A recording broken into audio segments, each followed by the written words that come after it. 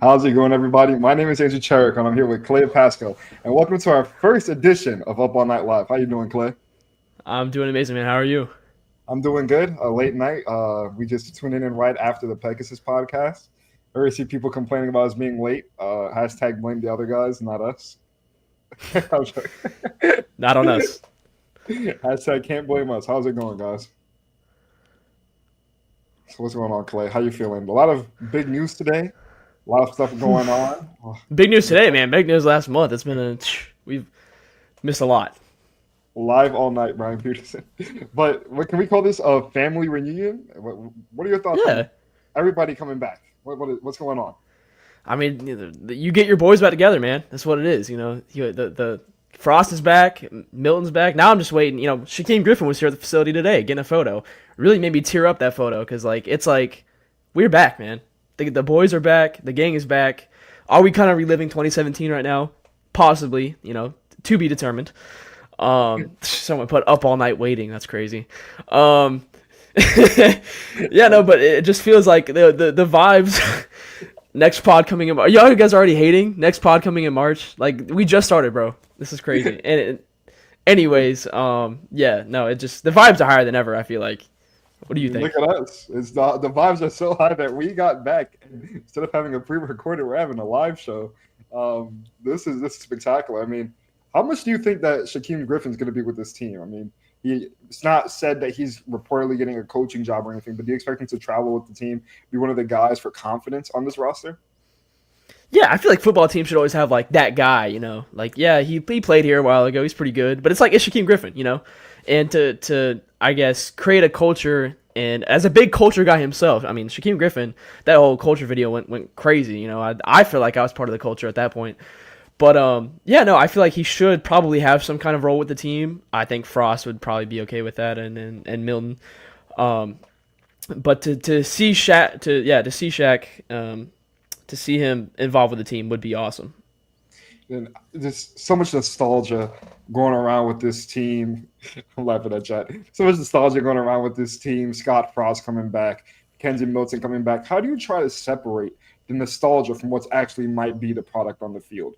Everybody's thinking they're coming back 12-0 again, 12-0. But he said, calm those expectations. We still have a lot of work to do. How do you calm that?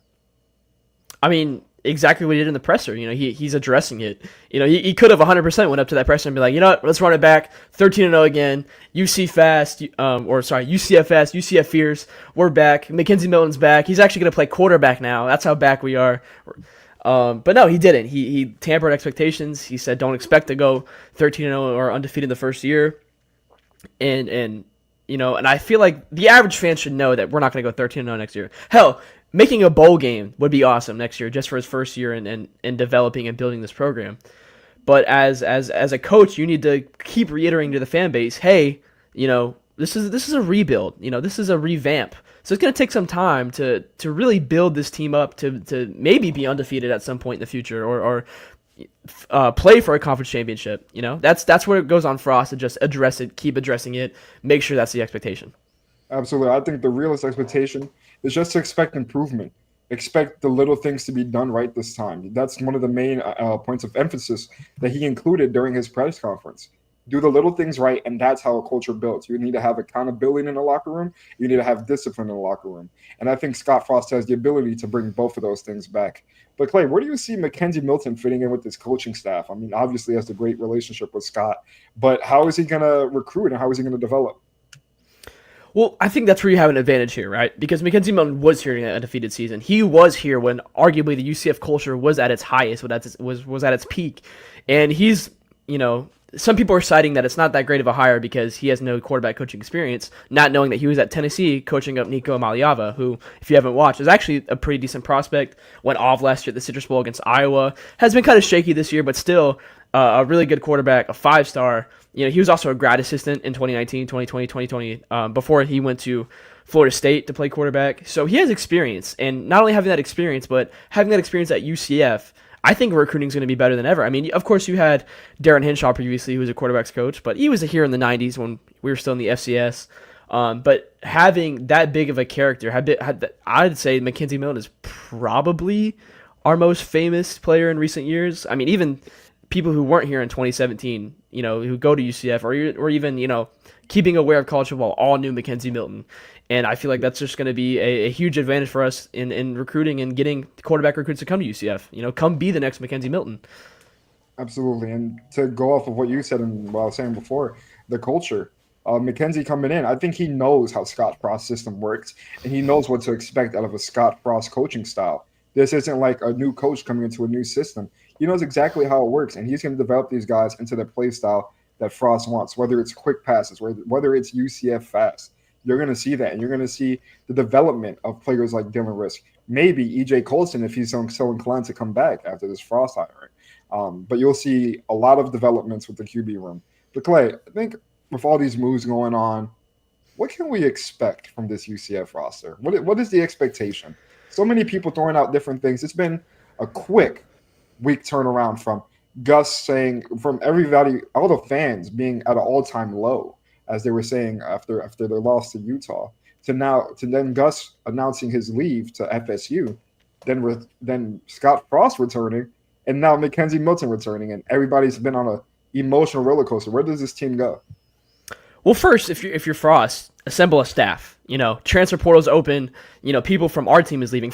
I feel like before, you assemble a staff, right? Next, you need to evaluate the talent on our team. All right, try and retain as many players as you can that you can see as a fit on this team next year. That's step 2. Step number 3, of the players that are leaving from this year, you go to the transfer portal, right? And you plug those holes. Now we criticize Gus, and we also criticize coaches like Mike Norvell for overusing the transfer portal and plugging in these holes. But we really have no choice. Our entire roster is leaving. So you do that. The transfer portal is open now. You can also go during April when it's open following spring practice. That's step 3. And then 4, it's just tamper expectations. Be competitive next year. I think that's the goal, right? Just be competitive. Even if you go 5-7, 6-6, as long as there is a roadmap. As long as there is an expectation to, that we will be better and continue to get better. If there's flashes of this team, no more of just staleness. I feel like with Gus's teams, both last year and this year, a lot of staleness. It didn't really feel like at any point that we were really progressing or getting better. It was just all offseason hype, and I feel like as long as you can create that expectation of we are getting better, then there's a lot to look forward to. Absolutely. I see in the chat, no 2-10 team is going to have higher vibes than UCF next year. I think that would be regression in some sort of fashion.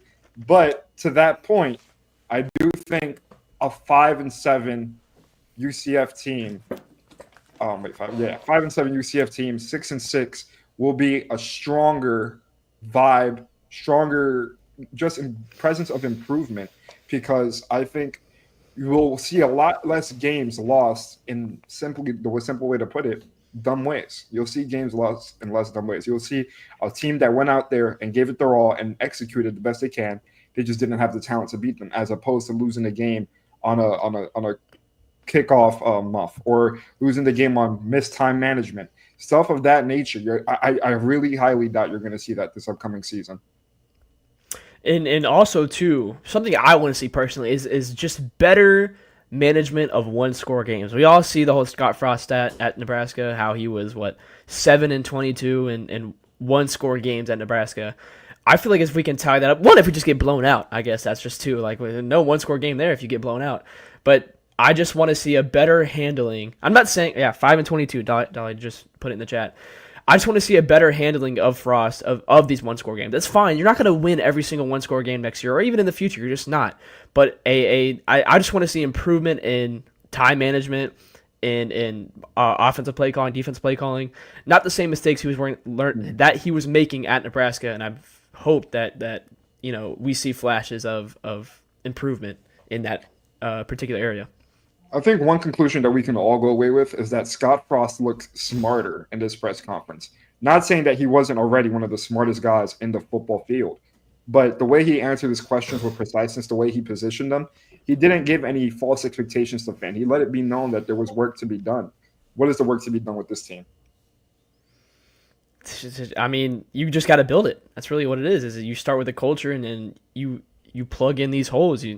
I think people are very much underestimating the amount of work that's going to have to go into the offseason. I don't know if Scott Frost has even slept in these last, 48, 72 hours. It's just, there's a lot to do. He's assembling a staff as we speak. McKenzie Milton is quarterback's coach. He has to choose who he's retaining on the staff. We want Cam Martin. We think Sean Beckton is going to come in. He's going to stay on the staff as well. You have to find a new O-line coach. Herb Hanna's gone to FSU to follow Gus Malzahn. You have to find a new offensive coordinator, a new defensive coordinator. There's a lot he's going to have to do, and that's not even barring the actual roster itself that he needs to build. He has to retain players, he has to get new players, he's recruiting, he's sending out offers. Like, this man is swamped with work right now, and he's probably super stressed out. I'd be stressed out.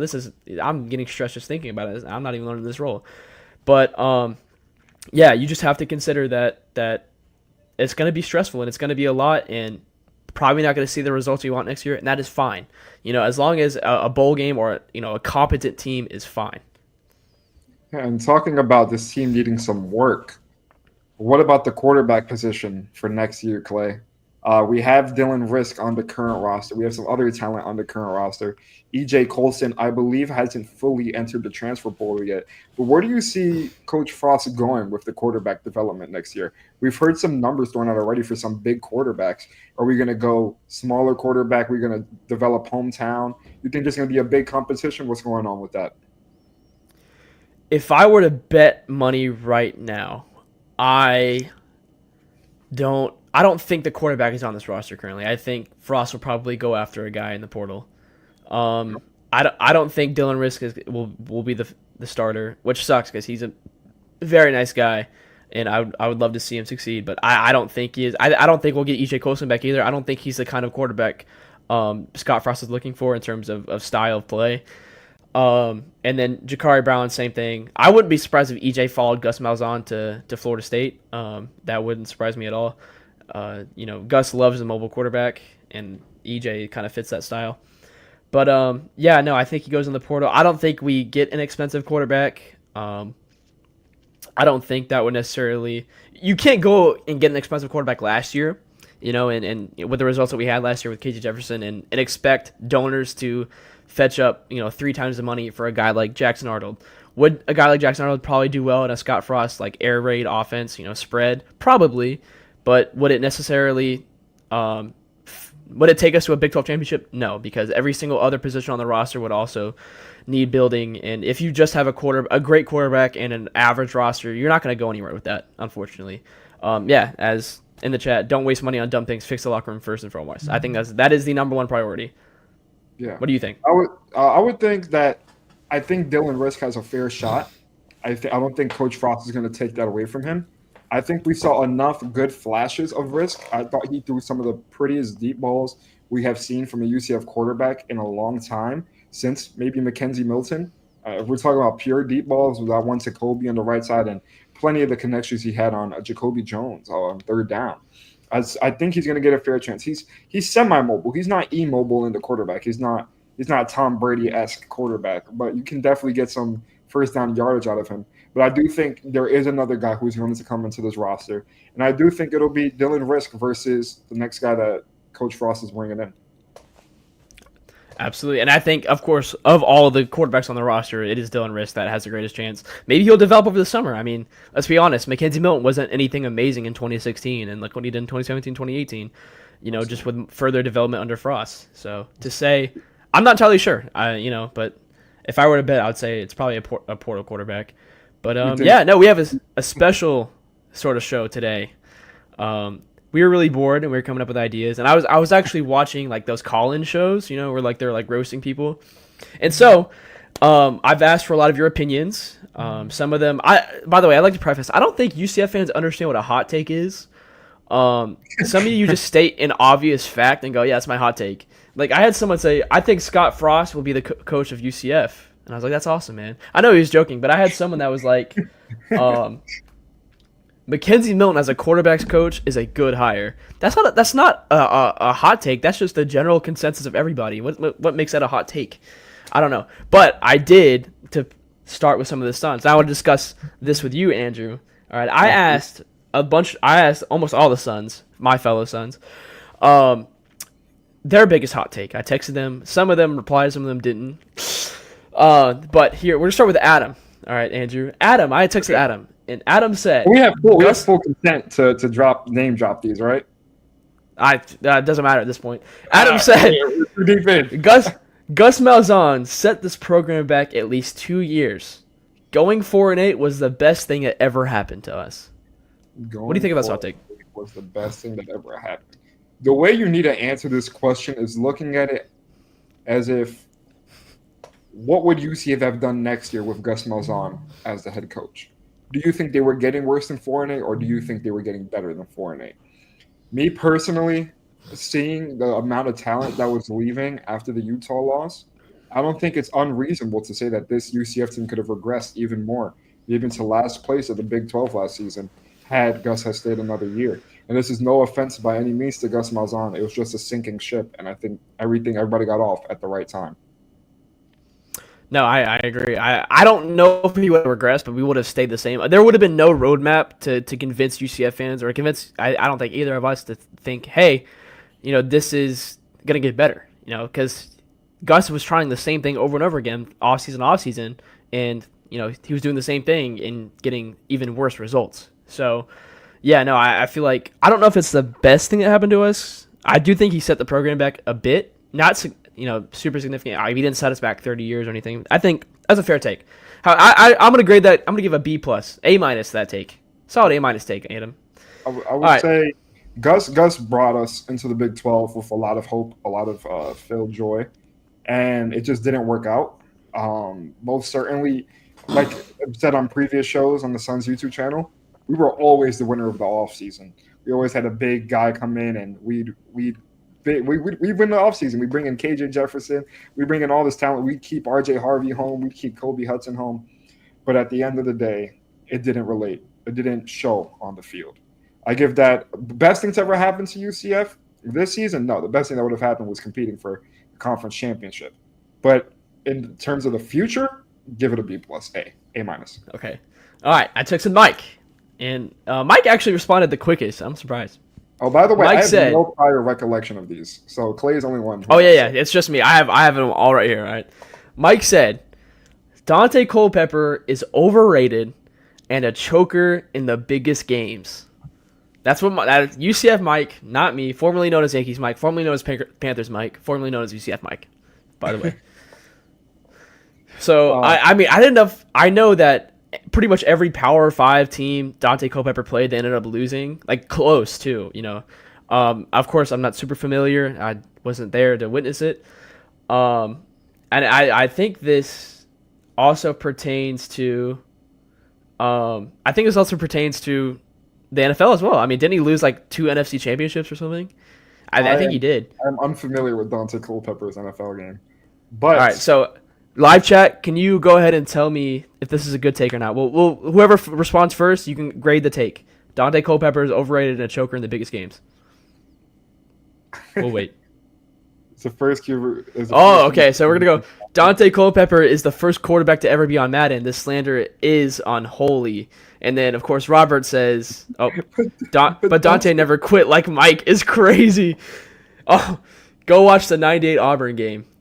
All right. Well, I think they're all. Matt Dolan said 5 Super Bowls. That's crazy. I would say there is a difference between being. I mean, 5 Super Bowls is 5 Super Bowls, but it's a difference of being. I think he was joking. Dante is a choker, but definitely not overrated. I think I agree. Unfamiliar. I was like 5 Super Bowls is a bit out there. There's a difference between being a big game, not being a big game player, and being a choker. If he consistently got you to big games, and he consistently put you in positions to win at all times, saying he's the biggest choker, it's hard. It's a take. It's definitely a take. I mean, slandering. I wouldn't say he's overrated. Maybe you can say, from hearing what I'm hearing from chat, I'm blaming my youngness on my non-knowledge. But wow, Auburn at 8, he choked. This is Adam. Does Adam share the same sentiment? Blaming my youngness, I can't say he was overrated, but probably not a big game player. Wow. I'm going to tell Adam. Next, Dolly. I texted Dolly. And he said, he was very simple. He had actually the shortest answer. He said, Gus Malzahn will be very successful at Florida State. I think this is one's Okay. too early to tell. Like, is this really It's a hot take? way too early to tell, but I'll tell you this. Gus Malzahn, I think his first love was a playbook sheet. He loves calling plays. I think the head coaching job that he signed up for when he initially became a head coach is not the same head coaching job that he had this season and the prior couple seasons, especially with the NIL. To say that he's going to succeed super well in FSU offense, I can't determine that. But what I can say is that he has time and effort now to be able to put all of his attention into simply running an offense, which I think is the thing he's always wanted to do. I think that's why he took that job, took the money, didn't take the money from UCF and just went to FSU to take that job. I think Gus is still hot take, solid play caller. Offense was there at times, not there all the time, there at times. Um, but I do think with the talent, blame the youth exactly. But I do think with the talent that could be brought into FSU, it depends because they had a really down season. Um, we can see what it's going to be, but I can definitely see that happening. I'll give that a B plus take as well. Well, I mean, if ACC defenses can't stop jet sweeps to the left, jet sweep to the right, halfback dive, and running backs throwing passes, then I think he will be very successful at Florida State. B plus. Next, Brian WP. Now Brian took the longest answer. He took like 3. I think he has a job and kids and whatever. Look at this guy, man. Yes, mailbag. Yeah, get a load of Brian, man. He has a job and responsibilities. Anyways, he says more UCF fans than you'd expect will already turn on Scott Frost during/after next season when we don't meet their unrealistic expectations. Frost will need at least 3 seasons to get things to where he wants them, and he's already fighting an uphill battle for 2025 based on what Gus left him. A take. Yeah, it's an A plus. 100%. I feel like if we underperform at all, I think UCF has some of the least patience in the Big 12 or out of the fan base in general, and this is no rag. You guys deserve a winning football team, and I think as a college student reporting for the team, I deserve to cover a winning football team. But I can see that if Scott Frost does somehow go 4-8 next season or goes 5-7, they're gonna start turning on Scott Frost and be like, oh, maybe this was just a nostalgia hire. We should have went with the better guy, this and that. We're not gonna get results right away.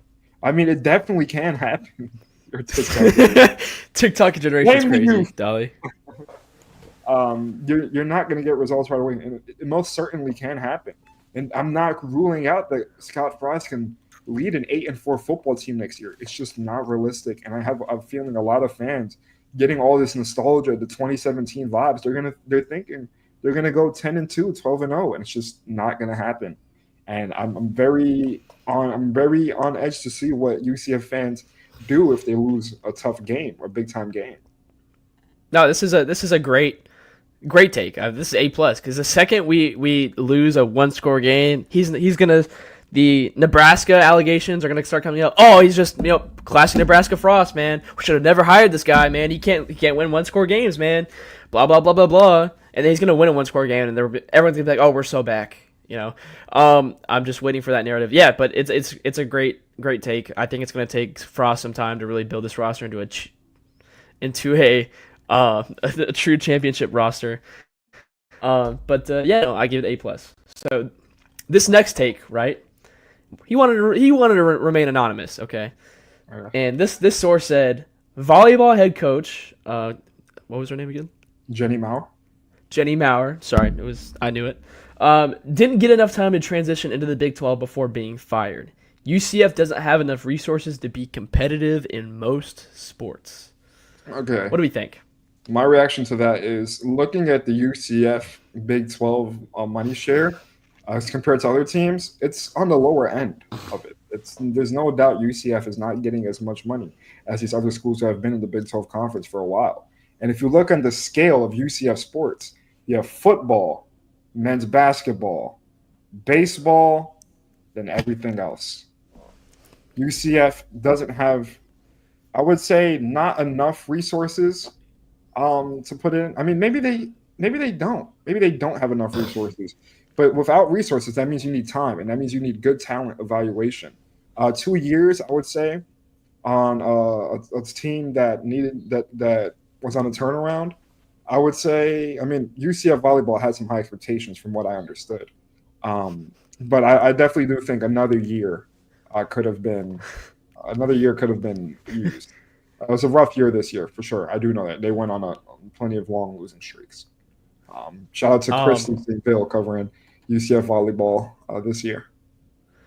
yeah, no, I mean, till we get that full Big 12 chair, I don't really know if we can properly evaluate this take.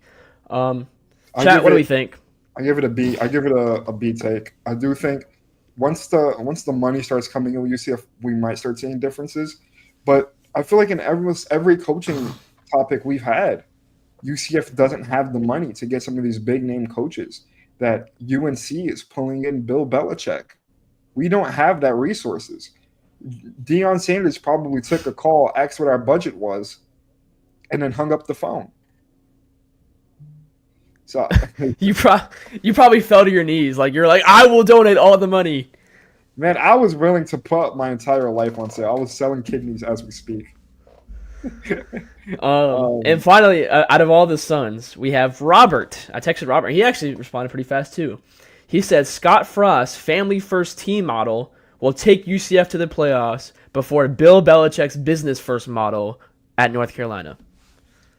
ooh, this is very interesting. I do think the number one thing on a football team is culture and the shared passion to win.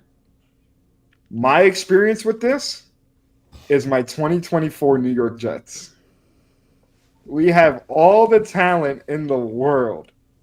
I don't think Aaron Rodgers is as bad as a lot of people put, and I do think the Jets football roster is very, very talented. But there is no coach in place who has a culture. And Robert Saleh, who was the previous head coach, didn't have any expectations for these players. He said they're grown men and they're just going to play football the way that they want to. Absolutely not. You need a head coach to be a head coach. You need a head coach to be that figure that you look up to on a football team. You can have all the talent in the world, but if they can't get it together, if they can't play with it together, then I don't think that football team is capable of winning. There's been so many different examples of talented teams who just haven't worked out. Why? It's because the chemistry wasn't there. Aaron Rodgers is a human cancer. Hey, Aaron Rodgers. Watching the Jets, God forbid, watching the Jets this year almost gave me cancer. Uh, I need to wash my eyeballs after watching the Jets, man. um, By the way, Up All Night Jets podcast coming soon. just like Soto to the Mets, all the talent, no culture, just trashy Queens here. All right, Dolly. All right. So I guess somebody exactly took their best player. Judge is by far the biggest playoff choker that we've seen in a long time. The thing is I do think that culture is more important than business, right? But I think there's also an equal balance of both. All right. You look at these rosters that win national championships. Look at Harbaugh last year. Great culture. Harbaugh created an amazing culture, but also their funding and their business model was probably insane. Same thing with Georgia the year before, and I do think there's an equal balance. Look at Kenny Dillingham over Arizona State. I mean, they pretty much have the same amount of resources we do, and they're killing it over there because Kenny Dillingham creates an amazing culture. All those players love Kenny. I love Kenny. I don't even know the man, but he seems awesome. So I do think that at the end of the day, culture is more important than business model, but also you need to know how to factor in both. But that wraps up. Oh, good. Arguably, I think the Mets had the biggest culture run in that playoffs, full of oh my god vibes and just the team being friends. With what's the McDonald's mascot? I'm blanking. Oh, the Grimace? purple one, Grimace. Yes, with Grimace being the vibe for the Mets, absolutely. So screw you, Dolly, for hating on the Mets. We have more culture than your Yankees. Your players can't even grow a beard. Talk about culture. Shit, Queens, New York. All right, you're gonna have fun with that on Thursday. Wink, wink. I'm not looking that down. I'm just not. I'm telling you, it was worse than breaking false news on the internet. It was. This was my 9/11, by the way. Me saying that. All right, so I'm going. I put on Barstool, right? Because none of you want to respond to me because you hate me, so I had to put it on Barstool. I asked the fan base the hardest takes, and some of them are interesting. Now Mario, who's actually in the chat right now, said that hiring McKenzie Milton as quarterback coach is a mistake. And he says, I'm the only one thinking with my brain and not my heart. What do we think about this? I don't think it's a mistake. No offense, Mario. Love you, love your takes most of the time. This is not one of them. I don't think it's a mistake for the reason that Jericho referencing that was like there's a lot of them. All right, all right. My dad was the first responder actually, so major respect for that. I don't mean to joke it in a malicious way, but I was gonna say, Mario, I do think with the quarterback take, like I mentioned before, it's more on the sense that that it's the culture, and I do think McKenzie's very talented. He's been an offensive analyst for a while, and he was climbing up the coaching ladder, and he had the opportunity to come home with Scott Frost, and the relationship that they have, I do think that Frost and Milton will work in the best way possible. They'll give each other the best feedback, knowing it's tough love. It's not hate for each other. If one of each other makes a mistake, I feel like it'll be a beneficial win-win experience for both of them. No, Exactly. I agree with Kevin 100%. I agree. And by the way, Mario, the heart guides the soul, man. The heart guides the soul, and nothing ever good is accomplished just using your head, man. You gotta use your heart. Two, when I met Mario, he's wearing that exact same shirt he's wearing 20 years ago in that photo, his profile pic. And I confronted him about it. I said, hey, man, you're wearing the same shirt in your profile pic. And your profile pic's from like 2007. He's like, no, it's not. I go, dude, I promise you, you are wearing that shirt in your profile photo. And he's still to this day. I think he still argued that it was not the same shirt. He was. I think Brian Peterson, if he's in the chat, he can attest. He was wearing the same shirt he was wearing 20 years ago. And that really caught me off guard. Looking at this chat, this has become the Up All Night Slander Mario edition. Yeah, for real. Why do you guys mean to Mario? By the way, in that photo, he doesn't really look much different than he does now. I mean, it's been probably close to 20 years, and he still looks the same. So, whatever your skincare routine is, Mario, let me know. Cause, all right. At Fins and Isles said, we are bowl eligible if KJ Jefferson starts every game this year. And then James replied and said, you're on crack. So, well, I'm playing my eyes like I didn't just hear it and not read it. Excuse me? hey, first of all, that doesn't even work. There's a lot of problems with that take. KJ Jefferson is no longer on this football roster. I hate to be that guy. He didn't walk we out. We are done with the 90s. Didn't walk out on senior night, but I can attest that he is not on this roster. Mario said childless lifestyle is the key. I think we just got rage baited. I think we did. I think we just got rage. Dude, you know what? You're banned. Dolphin and Islanders, you're banned from the chat.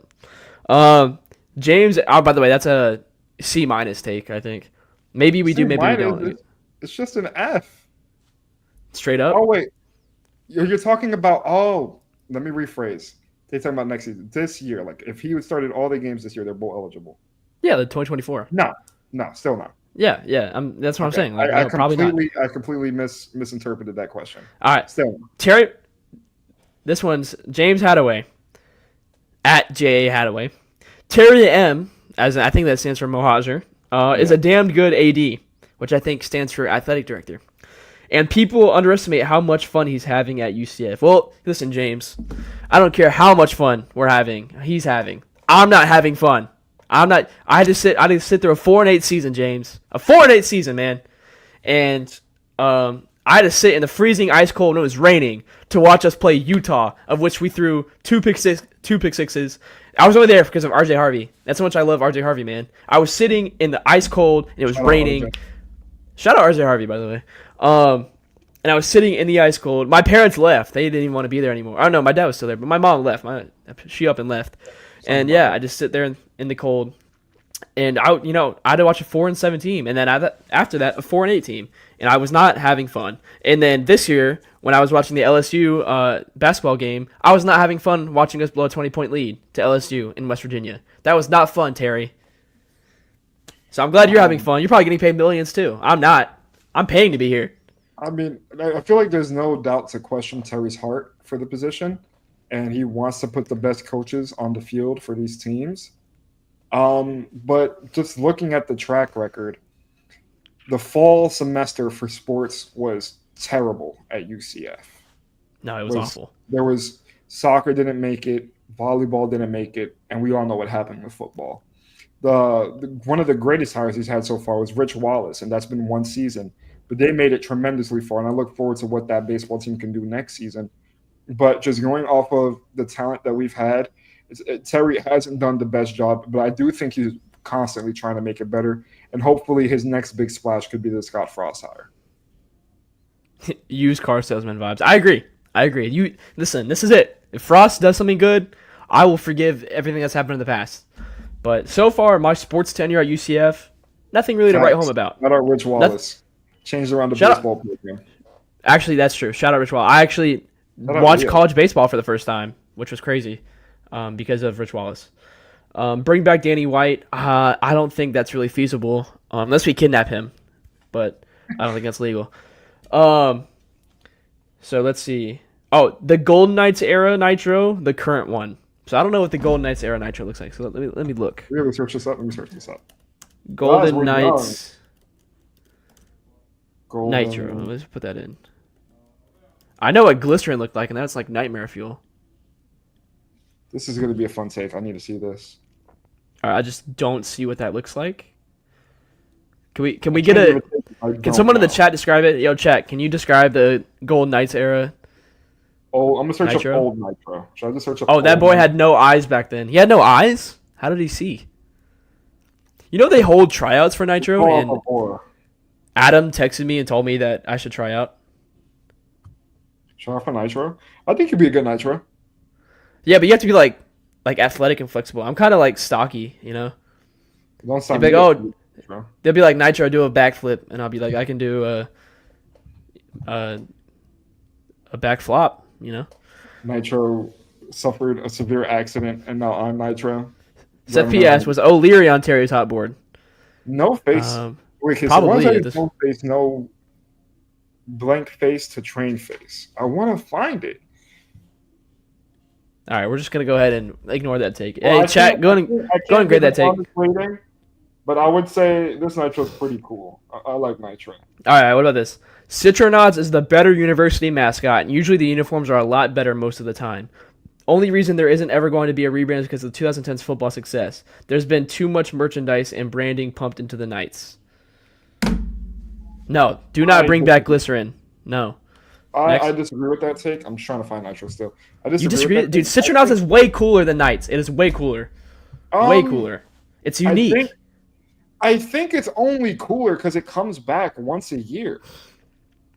I think if Citro Nights was an every week thing, then it'd be like, oh, it's Citro Nights. Citronauts. I'm sorry. Oops.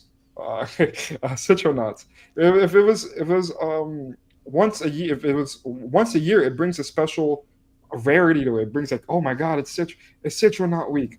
This is just it'll be every week. No, It'll be like, listen, bro. You know it's also once a year, your birthday. And I wish it was my birthday every day because people actually treat me, you know, they shower me with gifts, you know? And then Citronaut, it'd feel like my birthday every day. Genuinely. Yeah, look. Citronauts is cooler, and I'm on X and talking to myself. This slowly got sad. I'm sorry. No, I'll be there for your no. next birthday. A space orange? Don't do that, Kevin. Come on, don't do it with a space orange. No, it's a Citronaut, man. It is an orange with an astronaut. Good for one game. It's good for No, one it is game. not. I think it The brings colors are more unique. rarity. There's nothing unique about Knights. What does Knight have to do with Florida, Andrew? What does that have to do? Florida State, the Seminoles have something to do with Florida. The Gators have something to do with Florida. The Hurricanes have something to do with Florida. Why the Knights, man? It's got low aura. key boring. They got You aura. can't lie. The color scheme is better for Citronauts. You felt- don't sit here and say the color scheme is better. Shout out Rob, by the way. I'm gonna try to get this the best way I can. It's just not gonna be seen, is it? Oh, he has like no face. No He has no face. Hashtag That's give me weird, new bro. Nitro. We're done with the 90s. We are done with the '90s. Give me new Nitro. Thank you, Rob. But no, Yo, MC Gusto, go ahead, go and log out for me, bro. it is kiddies. Is there anything wrong with sitting at the kids' table? MC For real. Gusto? I thought the kids You probably table had he a probably has time. bills and everything. Look at this guy. Get a load of that guy. Is everyone No, subscribing Mike to all kinds of geriatric subscriptions? That is a great question. We need to look into this. I believe. Actually, I can't say that on air. All right. This is the most scuffed but fun episode of Up All Night I think we've ever had. No, to finish off my take, I think what makes Space Game so cool is that Space Game's once a year. It's simple as that. If you had Space Game every week, then there's no fun to that. What's the difference? You see, I think Listen, the color scheme is better. Okay, and bye. The space has something to do with like UCF too, because like you combine space and orange. You can't sit here and tell me that if you were to put get like a dog or something, and you put an image of a citronaut, you put an image of a knight, that it'll take the citronaut every time. The dog will, because they're instinctual and they know what's better. By the way, knights were not. I don't know if this is this true. Let's see. Knights Conquistador. See, Clay didn't pass history class. I knew that. Let's see. I did not know that. Many of the first conquistadors were unemployed knights. That's a reach, bro. Exactly. That is a reach. That is such a reach, bro. Up All Night you is are like reaching. Or not. Only enjoyable because it comes around infrequently. If we were to do the show every week, we're not pulling the same numbers, personally. I don't think we have enough for aura yet. We don't have enough aura in the community. This is like first take, you know. Who's who though? I mean, old first take or new first take? No, old first take. New first take sucks. Fair. That's a really good point. All right. We move on to the next topic. All right. We're gonna have to save one for another day. Gavitron 128. Scott Frost is about to cook and not use the portal that much. Year 2 is going to have massive returns. I mean, repeat that one more time. I was laughing. Gavitron 128 said Scott Frost is about to cook and not use the portal that much. Year 2 is going to have massive returns. I think it's going to be a solid balance of both, but I don't think he's going to divulge into the portal as much as we've seen in the past. I do think he's going to try to develop as much talent as he can. They've already been pulling in JUCO prospects. To play for the future teams. But just the nature of the game is you're going to have to use the transfer portal to fill up roster spots. Do I think those transfer additions are going to be long-term acquisitions? No. I definitely do see Scott Frost as the kind of guy who wants to develop talent from my journalism career is ruined. It's so ruined.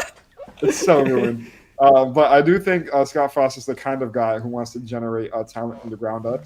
He said with this new age of college football, he doesn't want the people who are here for the wrong reasons, playing for money, playing for a contract. He wants the people who are here to be a UCF Knight. No, I agree. I think the second year we could see massive improvement. And let's just say, let's take a second for me. Kurt Signetti, in his first year at Indiana, went 11-1. 11-1. So there is a possibility, I'm not going to say it's a huge one, that we do see a lot of success in year 1 of Scott Frost, you know. Well, also to think that Kurt Signetti had the advantage of bringing players from James Madison over to Indiana.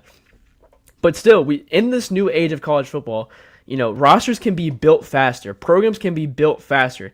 Back in the day, you know, pre NIL and pre-transfer portal, it took 3, 4, 5 years to really rebuild a program, to get that recruiting cycles in, to get new coaches in. Now, man, overnight, it's like you can you can pay for the overnight, like Amazon, you know, overnight delivery for some of these programs. So there is a slight chance that not only in year 1 but in year 2, Scott Frost, we see a lot of success and he does cook. But also, there's also a reality where all this crash and burns, which we have to consider that as well. We don't speak of such things, Clay. We didn't speak of such things last year for Gus, and look what happened.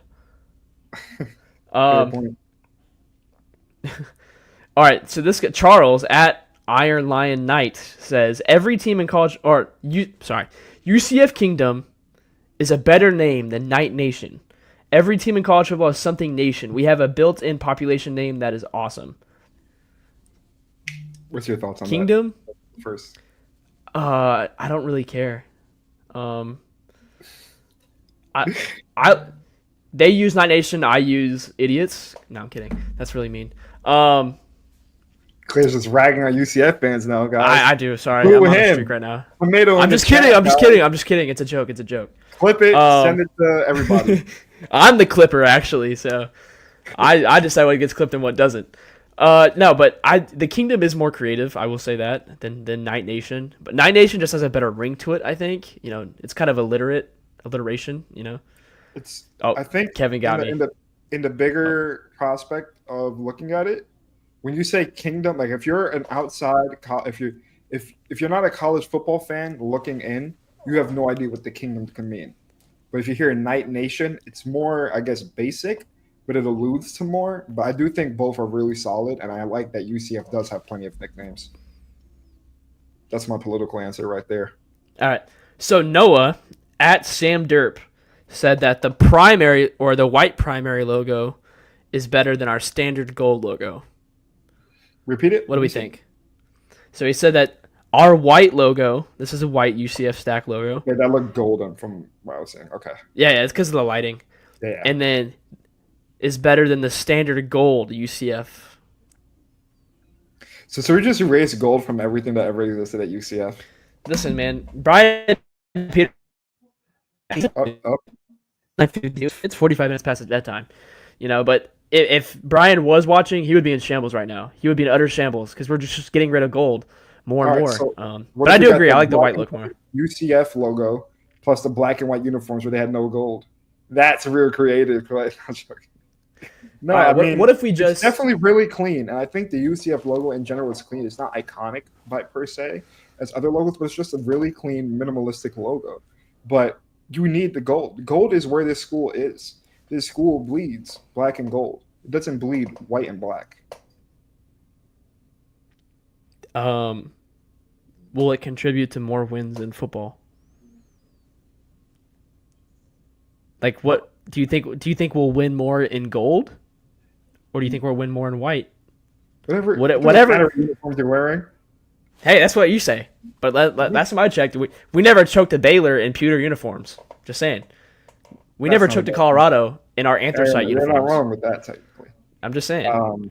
We didn't lose to Florida in gold jerseys. Is the uniform that you put on gets what wins the most? I don't know why I started on that. That wins the most. Listen, look good, feel good, play good, right? So. Yeah. That's exactly how to go about it. Oh, look at this. Hashtag be the Gills at localjoe2112. UCF is the only major program in Florida without a tie to Florida. Like, there were no Knights. It would be cool to be the Citronauts, but into the weird college football mascots. Same thing minor league baseball does with the trash pandas and biscuits. Unique and grounded is good. Listen, hashtag be the Gills. You get a follow back, bro. Oh, never mind. He's a Raiders fan and a Yankees fan? Nah, never mind. Oh, my God. Everybody just wants to get rid of the Knights. Get rid of school history. Screw everything that you. What history is there, bro? Screw everything that you have ever done. Bro, they held like a Google Forms survey to get this gold logo that Adam very nicely created, by the way. Screw oh yeah, shout out Adam. Shout out Adam. The gold helmets that we have in our background. Screw those. Let's just put rockets and rockets. Seth P says stop with the gold numbers, please. I agree. I'm not a big fan of the gold numbers on night mode. They look like tape. That's just me. I think you can't just erase history like that. I think it's been a part of UCF staple for such a long time now that we are the Knights until 1 week comes around and we are the Citronauts. And it's simple as that. I feel like you're trying, because in reality, then the Citronauts are going to come around. We're going to be Citronauts 24/7. What's the fun in that now? I mean, it's nice, but it takes away the rarity. It takes away the fun of it being at 1 week. We lose that win streak. We lose everything that comes with it. No, we don't. What are you talking about right now? UCF go 12-0 if they were Citronauts. Dolly says you are based right now, and you are. You are so based. UCF go 12-0 if they win, if they were Citronauts. Exactly. You got to apply that logic to the bigger picture, man. Every time we wear those uniforms, I'm happy. I've never been sad on a day we wear those uniforms, man. Because if we wore those every year. If we wear them every day, then I could be happy every day and not sad. Dog, I'll tell you right now, if UCF went 0-12 in Citronaut uniforms, you would not want them to wear those uniforms every year. I mean, every day. No. If we go 0-12 Citronaut uniforms, the NCAA rigged it, 100%. I'm just saying, man. Big 12 refs. I do think this is pretty good, though. I do think it's solid. See, I think I have chat authority here, Clay. No, you don't. No, chat is not. I don't trust anything the chat. If you're spending at 10 o'clock time with us, I don't trust your judgment at all. So I'm just screw our kidding. fans as well. I'm just kidding. Thank you guys so much for watching. We love, All right, so we love Jay Up All Willis, Night supporters. Up All Night family. we do. Thank you for being with us on a Tuesday night, man. Um, so Jay Willis at UCF Jaybird 51. One, UCF should have an ongoing rivalry with USF regardless of conference affiliations. Bring it back for Black Friday every year. That's certainly a take. I mean, I with Brett Malzahn being at FSU, that will be a little bit more fun as well. But we need a rivalry weekend with someone, I feel like. I mean, going up, I mean, it was USF for the longest, and then going up, I thought that rivalry was supposed to turn into Cincinnati somewhat. It just hasn't been what I thought it would be. I don't think the rivalry has been that. I do think a nice Florida rivalry would be nice. Um, I like Chris. It still should be USF, but if they don't move up in conference room, it's gonna become a very one-sided rivalry very quickly. Anybody who's watching USF is gonna clip this, and I'm gonna be number one most hated. So like, But that's they all don't like right. me either. That's okay. I think I personally think I would like one game a year against a different Florida team every year. Like we had Yeah, UF I this agree. year. We had UF this year. Let's play FSU next year. Then let's play USF next year. Then let's play Miami Well, after yeah, that. I And think it should be like we let's keep we us switch on and off. exactly because not only that, if somehow UCF wins like 3 or 4 of those games in a row, they're kings of Florida. Yeah. I do think a solid because there's so many schools in Florida, so much talent going around. If you only play one school continuously, you're only going to know what school is better than each by those who play. If you get those constantly different games, I want it. UCF fans travel to Miami. UCF fans travel to Tallahassee. And that's what I would love to see. No, Up all, yeah, wait, our name was so much more stupid if our name was Up All Not, by the way. But keep going. that's certainly what we should be worrying about in terms of Citronauts. No, it should be like kind of like a pod basis, right? Like we play at Florida State one year, and then the next year we host Florida at home, and then the next year we play at Miami, and then the next year we play Florida State at home, and then we play at Florida, and then we play Miami. It should be like that. I feel like, in terms of in-state Florida rivals. Clay, stop trying to make Cincinnati rival happen. When did I ever say that Cincinnati was our rival? Seth, you are grasping at straws right now. I mean, if you told me none of those options are available, we can't get USF either. Then if we're gonna play Cincinnati every year and we already hate each other, you might as well put it at rivalry week. Like I feel like might as well. Clay, Give me something to be fired up. I can't be fired up against Utah. We've never played and whatnot. What do you think? You want to open up the chat soon? Wink, wink. Oh, Is that something you want to try? We can continue doing these if anybody comes in, but we'll see. We'll see what we're going up in viewership though, so that should mean something. Number 2, the space game should be with Houston every single year, home or away, conference game or OOC, if not on Big 12 schedule. repeat that one more time. I had to comprehend that. The space game should be with Houston or against Houston every single year, home or away. No, Yeah, that takes terrible away the take. rarity of it. Horrible take.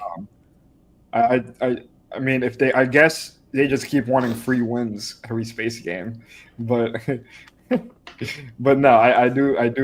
I mean, same could have been said with. Doesn't Arizona have a really solid space? Have a really solid space program, and that's one of the things. So I mean, there's plenty of different schools with different space. I mean, I guess Houston's up there, but I think every year would get kind of boring. Like they just be tired of us being the space team every year against them. I do think whatever team I like the oddity of it that whatever team we get on the schedule that's the space game, they're already marking that as a loss.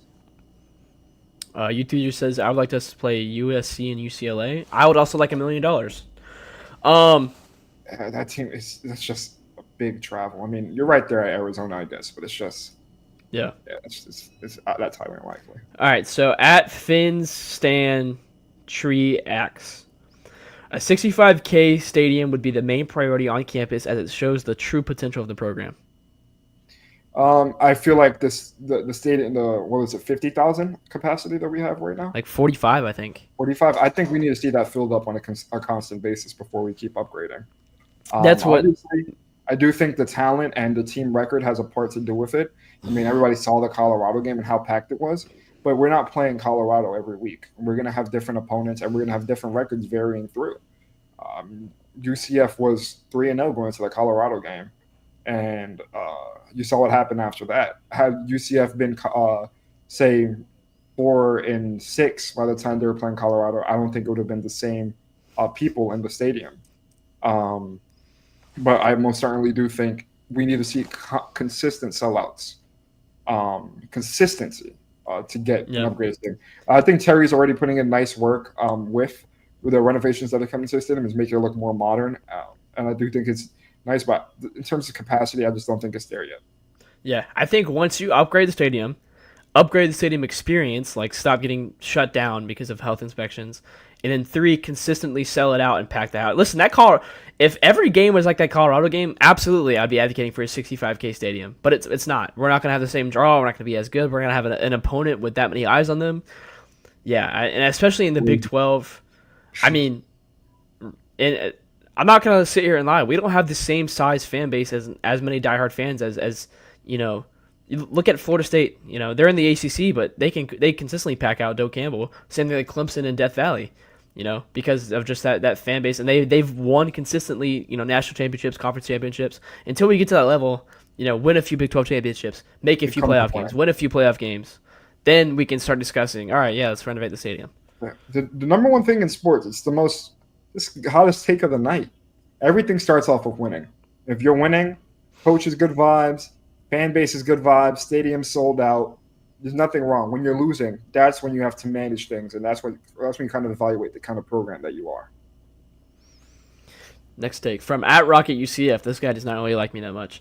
UCF would still be in its glory days if it stayed in the AAC and won. No. I think a constant argument that people had against UCF was that, oh, you guys are getting these Mickey Mouse opponents, and you guys keep winning American conference championships, but you guys can never compete with the big dogs. I think this change going into the Big 12 was needed, especially if this team can finally put together a squad and start winning in the Big 12. Then there's no argument as to why UCF is better than these other Florida schools. They're still better than FSU this year, and there's no argument against it now. They're in a Power 4. Now, if UCF went 9-3 and in American, there's still arguments, oh, we're still not playing the same competition. I think UCF needs to talk like a big dog, you have to be up there with the big dogs, and that's where UCF is at right now. Yeah, and I think that being in the state of Florida and pretty much being the AAC and having the recruiting advantage over every other team in the AAC, I mean, getting that Florida talent, we had the advantage, and we were winning the AAC consistently. But at the same time, Kevin says, Tulane caught up to us in that conference. I don't know if Tulane caught up to us as much as we choked against them because of coaching. Because look at the 2022 AAC championship.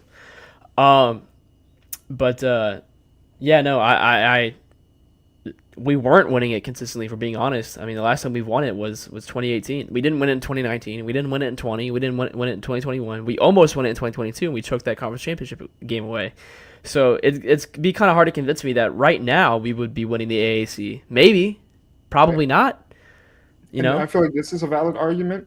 North Dakota State is this school that consistently wins their conference every year, right? Like for the past, I don't know how long. Think about them. They're a powerhouse where they are, and nobody competes with them on a yearly basis. But they still don't get the respect that they deserve because they're not in one of those bigger conferences competing. They don't get the national coverage. They don't get the big game coverage like these Power 4 schools do. So it's better for the brand. It's bigger for the brand. Not only that, but the money shares, the revenue. You have to keep climbing the ladder. UCF couldn't stay complacent. Ooh, Chris Singh. AAC is the best G5 conference, argue with the wall. I would say the AAC was the best G5 conference, but I honestly think the Mountain West and the Sun Belt are better. They're both better leagues than the AAC is now. The AAC now is just Conference USA 2.0. If this take was 2.5, 3 years ago, I agree. I just think a lot of other conferences have caught up really fast. Absolutely. I think the Mountain West is the best G5. I mean, look at Ashton JT at Boise State. Look at UNLV. I think any of those teams beat all of the AAC teams. Yeah, the MAC. Can't forget about the MAC, man. Parker Navarro and Ohio win the MAC. Um, I mean, they're coming to Elijah, second round pretty soon for the Cure Bowl. Shout yeah, out to the Cure Bowl shout out sponsor, Curball. They play Sons of Jacksonville State, UCF. right? Yeah, I believe so. Sons of Yeah. UCF connection. So definitely, if you're in Orlando and want to catch a good football game, be out there. I'll be out there covering it, having fun in that stadium. But yeah, what's next? What's up next, guys? Small All little right, plug. Elijah Vieira. Basketball student section experience is better than football student section experience, and it's not even close. I wouldn't say this is a hot take because it's true, not because of the atmosphere itself, but because of the results on the field / results on the court. When we suck at football, you can expect the experience or the atmosphere to be there. When we're good at basketball, despite having lower resources and with the whole palm fronds thing and upsetting big teams, yeah, you're gonna have a better atmosphere. What do you think? It's sadly just recency bias. I mean, if you go back Yeah. to the time where UCF basketball was in the mud and UCF football was the most thriving thing in the state of Florida, it's the exact opposite. UCF football, when they are winning, is by far winning some of the best environments you can be in.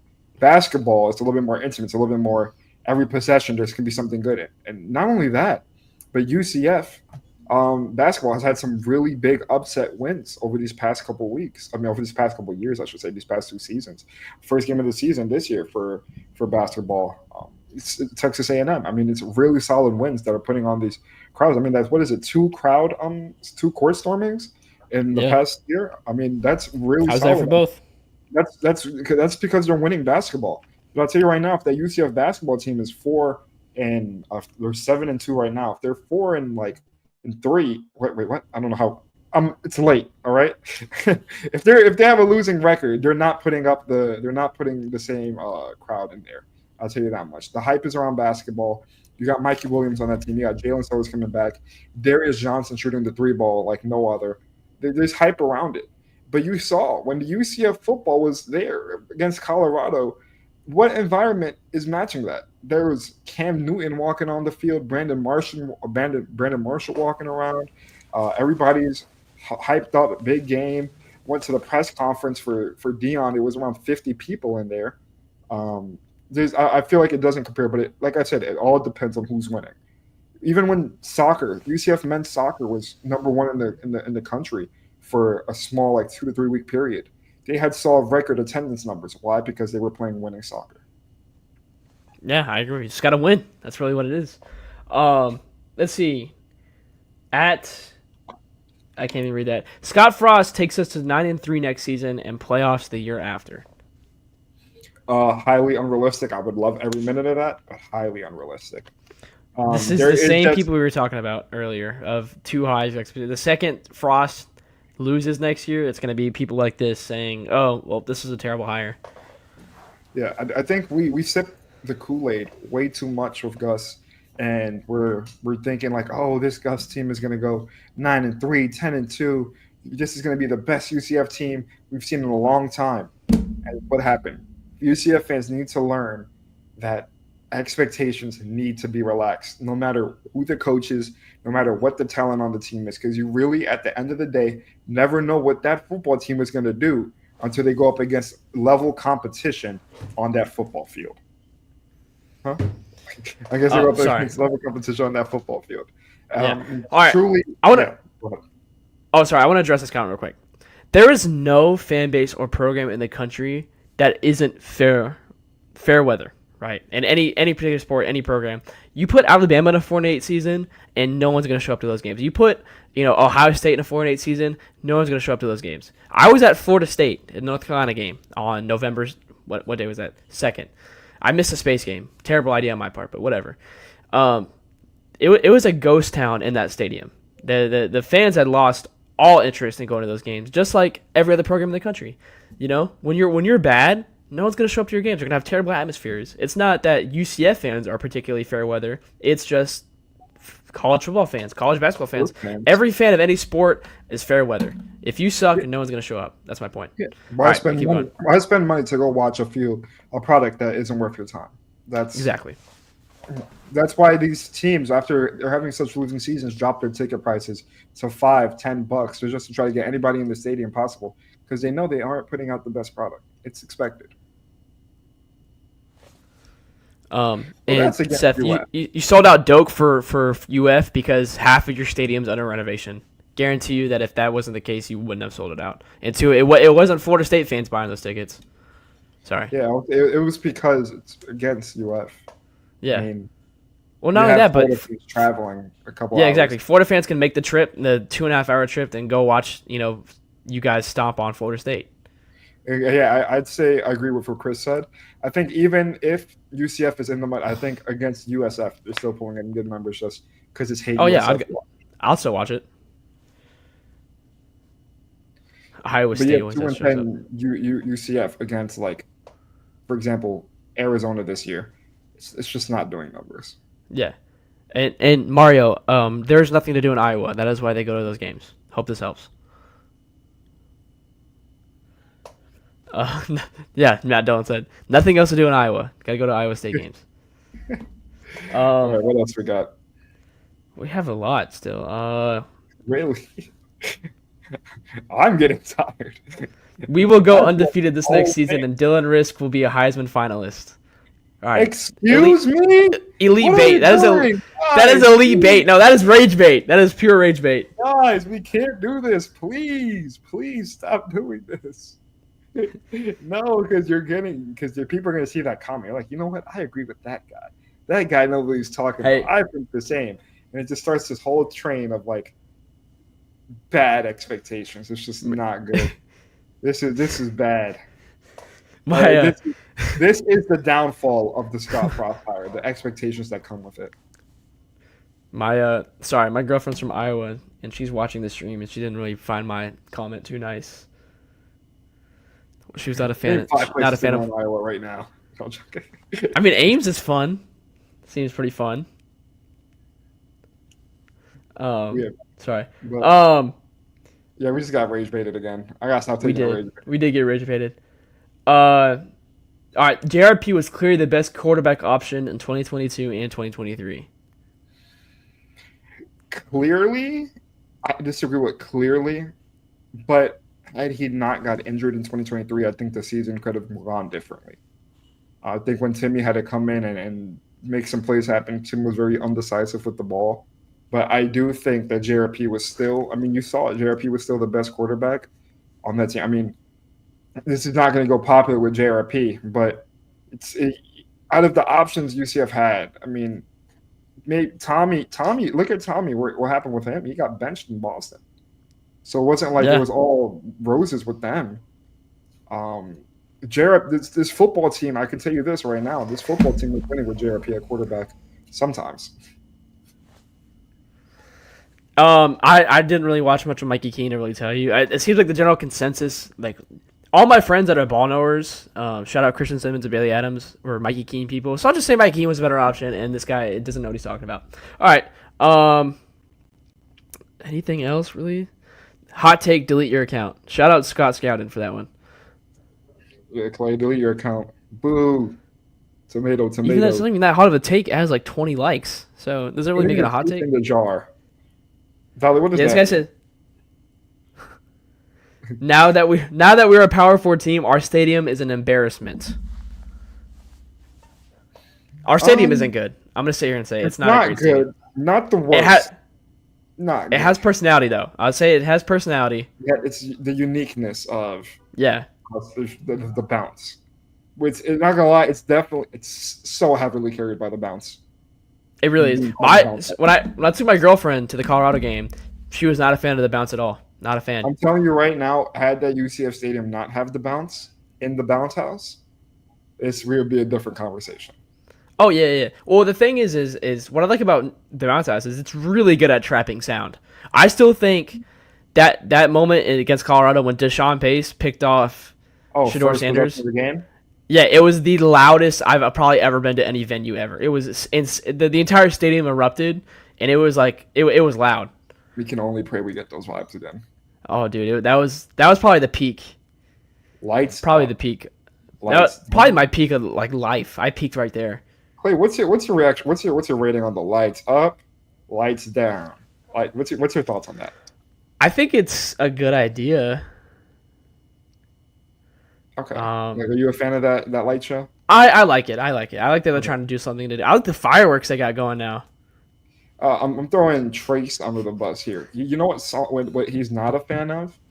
I don't know the exact song name. I'm a fake UCF fan, but it's they said one day we'll leave this world Oh, behind. yeah, So we Nights will by Avicii. not. You will. I don't like that either. He thinks it's too long. The build-up is too long. You just listen to a song and have one word, and Yeah, I that's don't it. like it either. I'm gonna be I honest. don't I'm disagree with Trace. corny. It's corny. Cornball alert. I do like when we all yelled Knights during the national anthem. It like, dude, when I you think it's funny to yell at that. if you look at like opposing um like fans how they react, they look so confused and What just happened? Ready yeah. to evacuate? Um, but hey, you read that you talking where they were shooting the fireworks during the offensive possession when Dylan Risk had the ball. Yeah, that it was just that was I would say a representation of this UCF football season. Next, Oh, that's pretty much it really on the but I takes never said department. Dolly good night. So if you're still watching, appreciate you tuning in, Dolly. Thank you for staying up all I'm night with us, I'm or getting up all tired, night man. for around an hour. I'm at a monster, man. We're out over here. Where's your mimosa at, bro? My mimosa, it's sober Tuesday. Is that for brunch only? Sounds Yeah, brunch. Mhm. All right, chat. You're gonna carry this. Cincy game day. Yeah, no, that video. I'm very jealous of how loud it was. You know about that, Andrew, where it was so loud that Cincy had to take a timeout in 2018. No, Yeah, for when game day came, like Cincy's first possession, the bounce house was so loud that Cincy they couldn't get the playoff and they had to take a timeout. oh damn, Yeah, that's solid. that was crazy. This is why That's I'm so jealous. Like I feel like I missed peak UCF. Miss UCF prime. I know, but not to feed into the tea of the fans, but we could be getting that back. Like, I'm just saying. I'm just saying. Dude, I know I say imagine. we a solid ton. As a reporter, I know we isn't the proper term. Do you think? But I'm still serious. It's my alma mater, and I love reporting for the team through the good and the bad. Oh yeah, for sure. No, I love it here. Even though it is what it is. Sports, man. I tell myself, it'll just feel that much more better when we're good again. So I can be like, yeah, I was here during the Gus Malzahn era when we went 4-8. I mean, speaking realistically, for me as a reporter, it's the business of it. I mean, if UCF does well, this the content I put out does well. UCF is not doing well; it just tanks. But I think that's the nature of anything. So I'm always rooting for UCF win, whether it's for my personal career gain or for the love of the sport, for the love of the Knights. Our viewership is peaking right now. Wait, is this how it works, guys? Like Adam and Mike, if you're still watching, is you just keep going and your viewership continues to peak. We doing Adam very and well. Mike are somewhere snoozing on a couch, just like knocked out. Just they had. Oh like, yeah, no. they had their food ready. They had a beverage, and they were just like, all right, now we're just gonna. I would love to feast just up on the follow coffee Mike around table. for a day. If anybody wants to put Like, any questions in the chat, we're willing to take those. yeah. Questions in the chat. If you want to join the stream, just let me know. And at this point, Oh, I mean, I'll say open it. Drop the link in the chat. I would say just drop just the link in the it. chat. I don't even know if that. Drop the Wait, link. I'm gonna be real. I haven't tested the link in the chat. Well, if anybody's watching, a part of it, we want to do like a radio call-in kind of a thing. It's kind of scuffed because we haven't tried it out yet. But if it works out properly, you're more than welcome to come on and ask a question.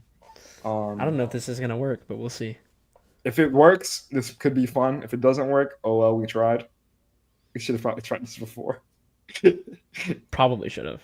Then Yeah, again, Trace is heading up to tally. He is. Dude. Gus would be so pissed if he comes out on that podium and sees just Trace with a Florida State shirt.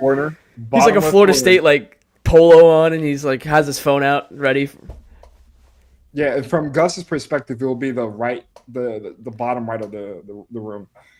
Thoughts on 2025 home schedule? We played North Carolina and Jacksonville State and North Carolina A&T. That's our OOC, right? Next year. Yeah, I think it is.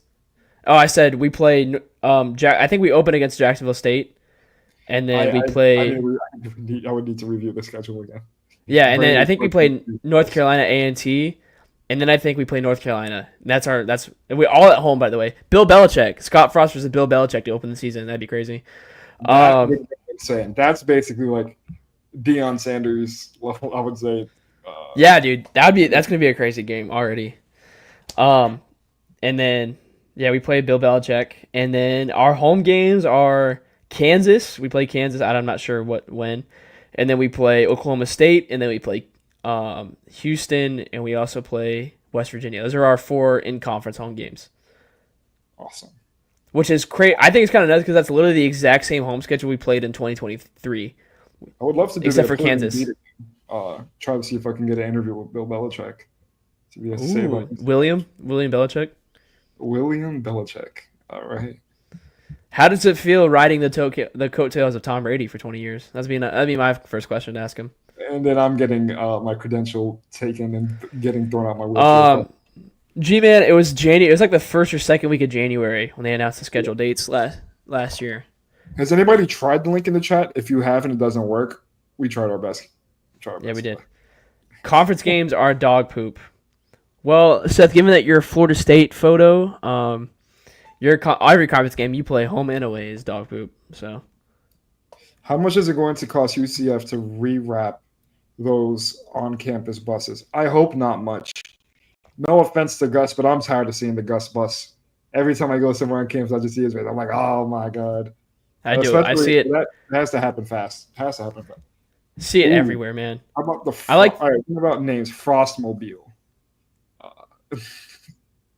Frost. You got Frost the Frost bus in service. The Snowmobile is pretty good. Frost bus. I feel like it's too similar to Gus bus. I think hold on that name. Oh, we got someone. Robert, hey, welcome. My God. Up All Night Live. It worked. How are you doing, guys? How's it going? Doing great. Do you have any specific questions or anything you want to say? Yeah, anything you want to talk about? If you were going to put $1,000 of your own money, where would you put on the over/under of 6 games next year? $1,000. Is the line 6? But I'm creating the line at the moment. Okay, that's my line. I'll take $1,000 action from each of you. Oh wait, don't actually use this. I need to do a deeper analysis. All right. Oof. Wait, this is really good. All right. So if I say over, does that include 6 or does that not include 6? No, if it's direct 6, it's a push. Oh man, going 3. Oof. I'll go direct 6. So I'll push. So you think it's going to be you think it'd be a push? So no bet for you. Yep. I think How it will about be you, 6. Angie? You ready to gamble? Okay. Looking at the schedule, you're probably gonna get those. Two wins out the way. 2 easy wins out the way. They're gonna schedule some less competitive teams. Yeah, Jacksonville State might have something to say about that. Yeah, I know they just won the conference. I just can't envision this team going 7-5. 7-5 seems like such a big jump from 4-8, and we know that Scott Frost has taken bigger jumps. Don't get me wrong, we know what he can do. But I agree with G-Man. I say this team goes 5-7, maybe. Well, you ready to lay the? I'm ready to lay the action. If you're ready to take the. I hate betting against my teams, though. Actually, I'll go 5-7. I'm convinced. Oh, Clay's a So you're going under now. Oh, look at you. Yeah, because I'm thinking more about our roster and how much overall it's going to take, and I don't know. Unless a lot happens in this transfer portal season, and we just happen to sign a lot of recruits in the February signing day, I'm not convinced that we can be that much more competitive in all these games. The thing you need to think about is that when Scott Frost made the first turnaround, he was in the Athletic, facing American, facing teams with American talent, but he was that much better at recruiting talent because we were in the state of Florida. Now, in the bigger picture in the Big 12, can Scott Frost recruit that same talent? But instead of being the top dog of recruiting, we're near the bottom because of all the other teams' recruiting pool money and resources that they currently have. This is kind of like a from the ground up mission. Can he change it around to 7-5? Oh, is Robert going to share the winnings? I never share winnings. That's how he keeps winning. Remember this, gentlemen. Money won is better than money earned. True. That's what I Absolutely. tell myself.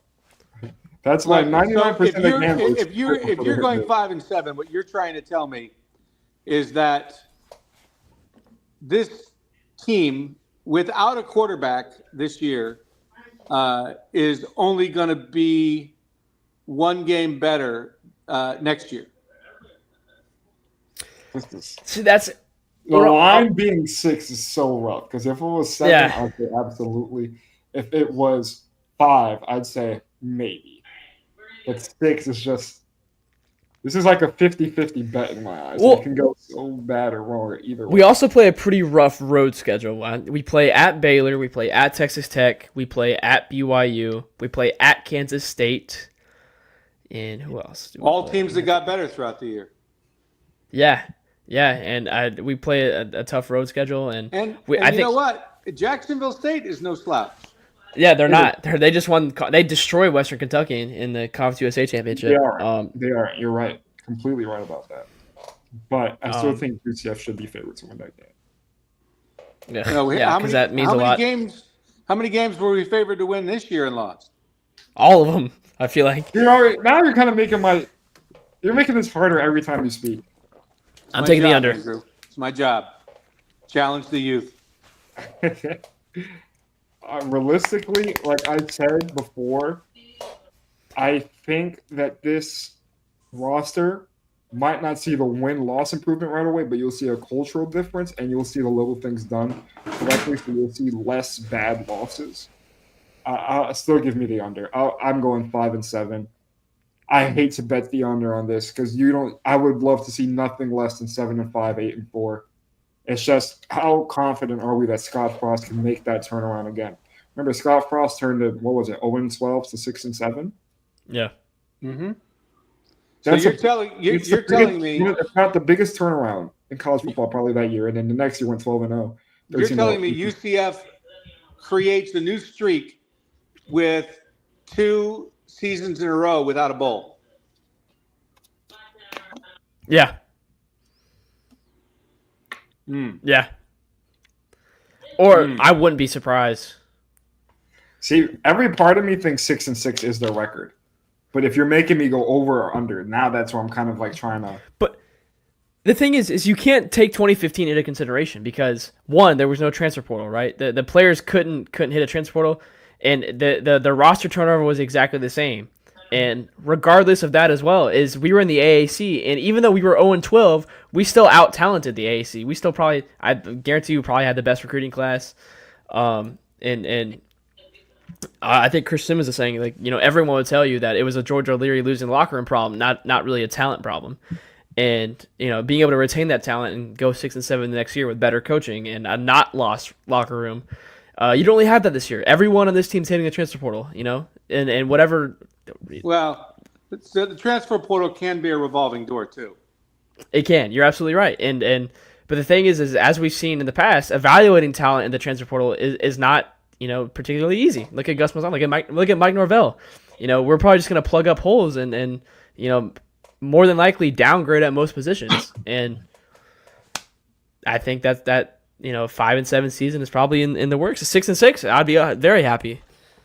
Yeah, but we would hopefully upgrade in the most important position, which is the quarterback. Yes.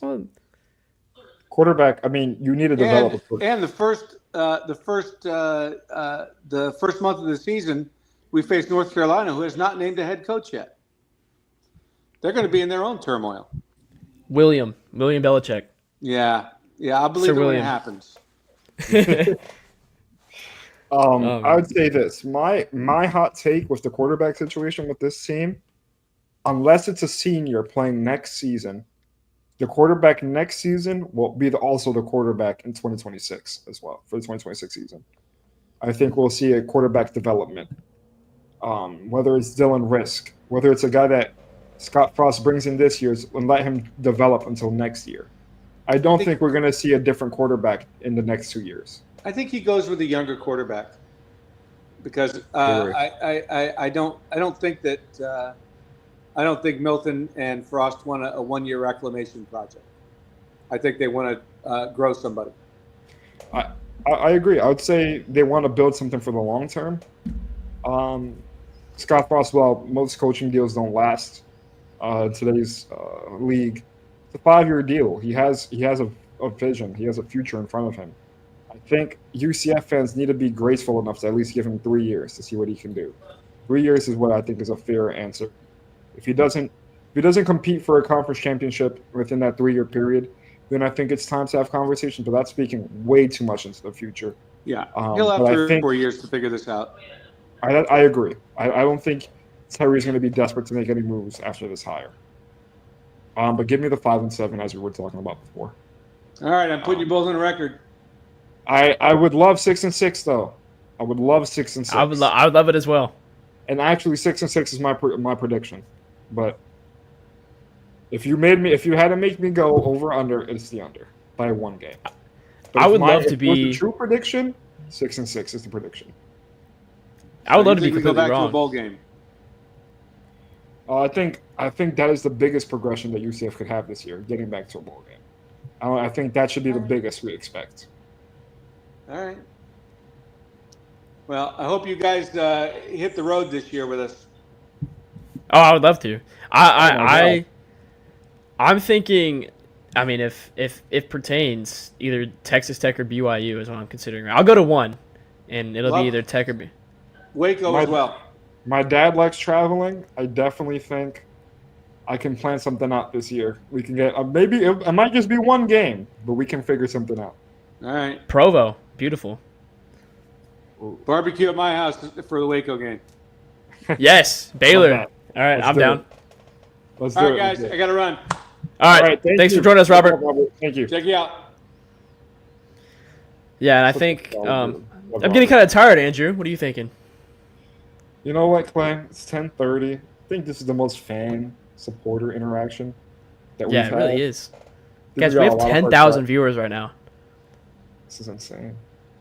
I think we had a lot of good interaction. I think my social battery's running a little low. I'm dragging this out a little bit because I'm gonna remember this live stream for a long time. You guys, to be completely honest, not sure when the next Up All Night's coming next. I'll joke. I mean, we're on winter break, so We're on break. That's fair. expect the We're next not ruling anything yet. up Could be Up All tomorrow. Night, July 2025. I'll tell you this right now. Any more breaking news comes out, me and Clay will be on top of it. Matter of fact, instead of Adam and Trace throwing up a surprise live stream, it'll be us, Clay. It'll be us. It will. It will. I have an access to quickly StreamYard. On So that note as well, I just want to take this opportunity to shout out Adam, especially for the work that he's put in this week, covering everything from the social media and YouTube side of things. He hasn't missed 1 live stream. He's been present for every bit. It's been, 5, 6 live streams throughout the entire week, each of them around an hour or 2 long. Big shout out to Adam. He edits a lot of the videos. We have some content coming out soon in terms of recaps for men's basketball, Scott Frost introductory presser. But huge shout out to Adam carrying the UCF boat. yeah, no, I don't know if there's anyone that's a bigger UCF fan than Adam. Man, every single day he's doing something with Suns, creating content, doing a live stream. You know, I still don't even know to the full extent everything that he does every single day. You know, this is like a full-time job to him. Oh, and he has a full-time job. And he already has a full-time job. So yeah, and two, both Adam and Trace giving us this opportunity, to have this show and have this platform. Huge shout out to both of them. Speaking of that, go check out the Suns Reels. I'm back making the Instagram Reels.